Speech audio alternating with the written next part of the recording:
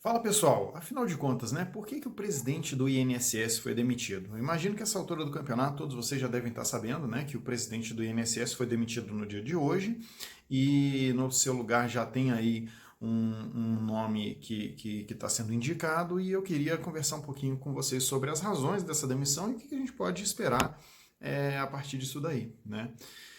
Basicamente, a principal razão pela qual esse presidente atual foi demitido, o Renato, né, é pelo fato de que ele, de certa forma, demonstrou isso na visão do governo, né?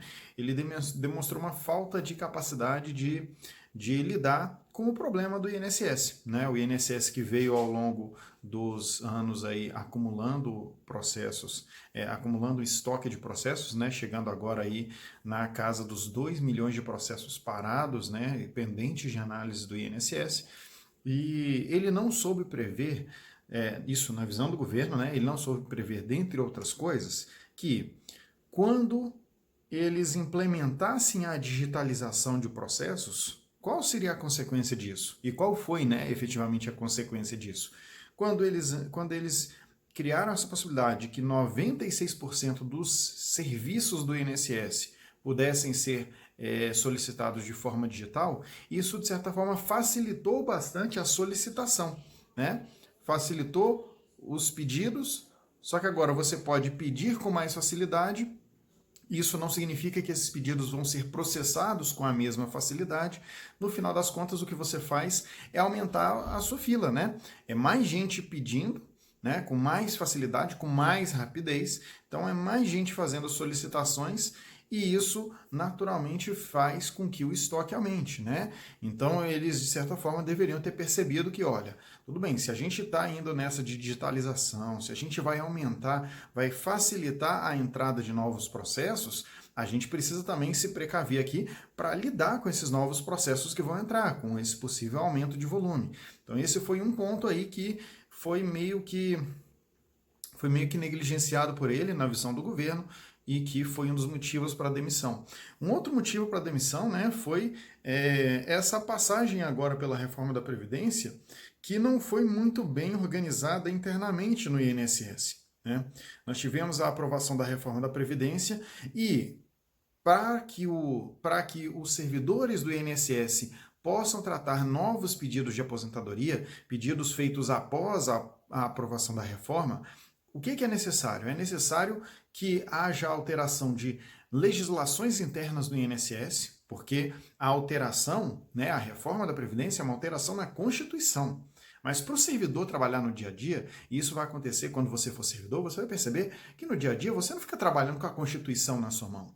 Você trabalha com os regulamentos, com as normas infraconstitucionais e normalmente com normas infralegais, né? Com decretos, com regimentos, com regulamentos e por aí vai. Com instruções normativas, né? Isso é muito comum. Na Receita Federal, meu dia a dia era instrução normativa, não era lei, nada disso, tá?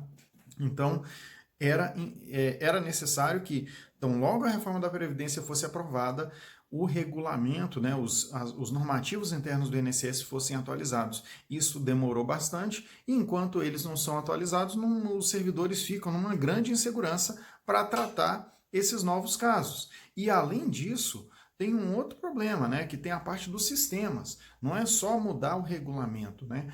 Os sistemas informatizados do INSS, os sistemas que fazem os cálculos, por exemplo, né? O servidor não fica fazendo na mão tudo que é cálculo ali para ver se a pessoa pode, não pode aposentar, qual o valor que ela vai ter no benefício e por aí vai. Não é assim, né? Tem sistemas informatizados para isso, até para evitar erros, até para uniformizar procedimentos e tal. E esses sistemas também precisavam ser atualizados. Então, essas coisas todas, né, deveriam já estar sendo trabalhadas enquanto a reforma da Previdência era discutida no Congresso, né, até porque o texto da reforma, né, esse texto que foi aprovado, ele já era conhecido em grande parte lá em meados de agosto. Né, em agosto já se conhecia esse texto.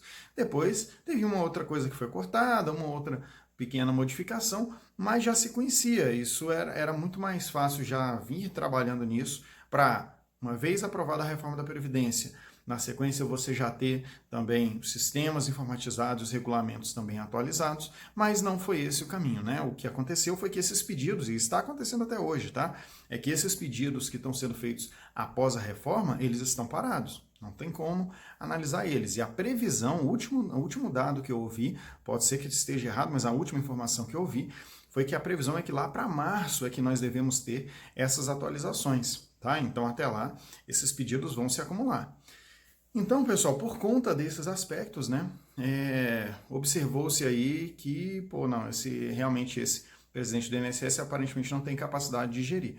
Enfim, aí fica aquele questionamento, né, até que ponto o problema é realmente o presidente do INSS, né, que não tem capacidade de gerir, sei lá o quê, e até que ponto esse problema não é exatamente o presidente do INSS. O problema é que eles estão buscando outras soluções alternativas, mas estão deixando de olhar aquela solução que parece ser uma solução importante, que é a contratação de novos servidores, né?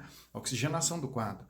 Agora eles vão vir com esse outro plano que a gente está vendo aí, essa tentativa de trazer aposentados do INSS, trazer militares da reserva para ajudar no INSS. Isso aí vai funcionar? Eu tenho grandes dúvidas quanto ao funcionamento disso. Ainda eu tenho dúvidas quanto a eles efetivamente conseguirem trazer essas pessoas, né? Conseguirem fazer isso emplacar.